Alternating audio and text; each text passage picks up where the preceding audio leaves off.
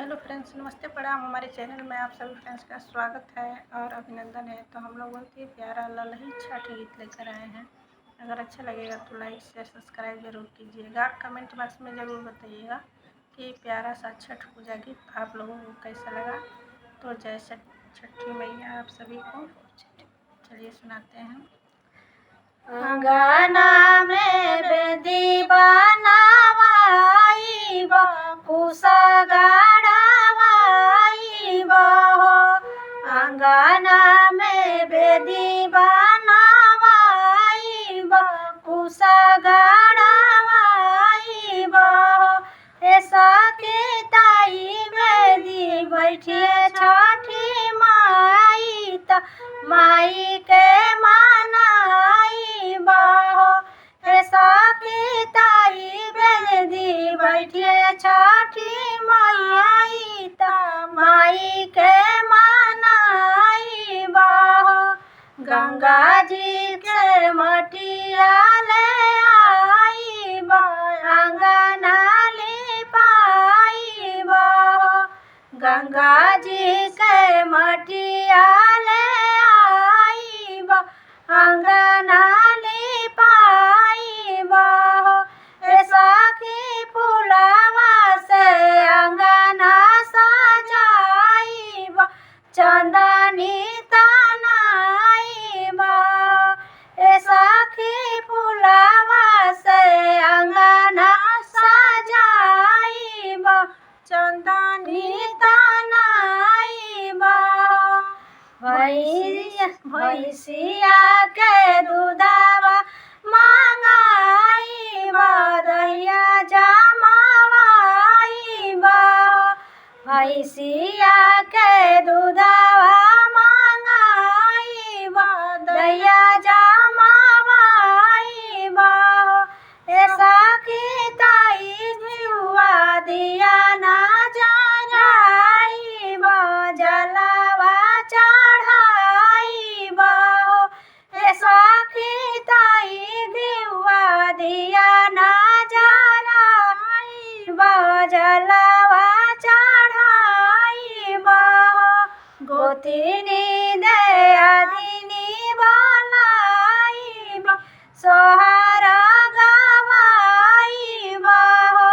गोतिनी दे आदनी बनाई बा सोहरा गवाई बाहो।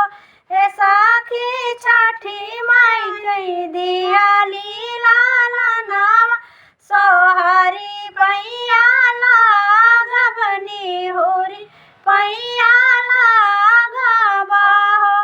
ऐसा की छठी माई दिया लीला नावा सोहरी पैया लागबनी होरी पैया लागबाहो।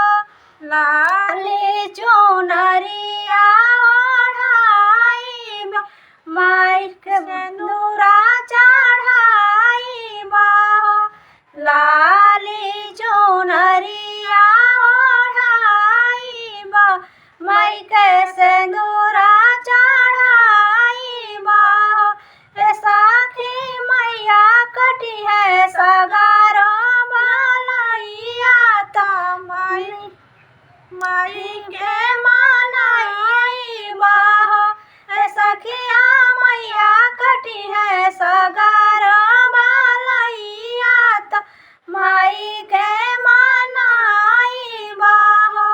दही महुआ के भोगावा लगाई बा चवारा डालाई बाहो। दही महुआ के भोगावा लगाई बा चवारा डालाई बाहो।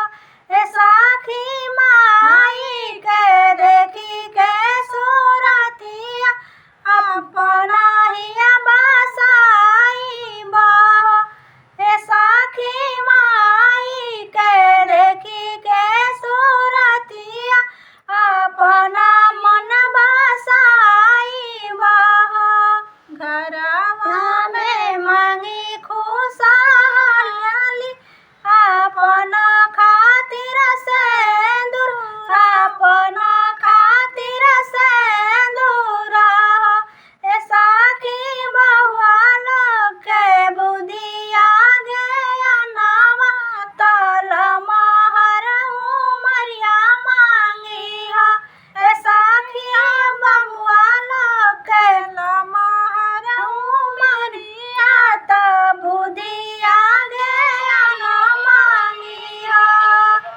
सालो साल भूखा बरतिया तो सालो साल भूखा बरतिया तो अपन लालन खातिर अपन लालन खातिर ए सखी मैया हरि है ए सखी मैया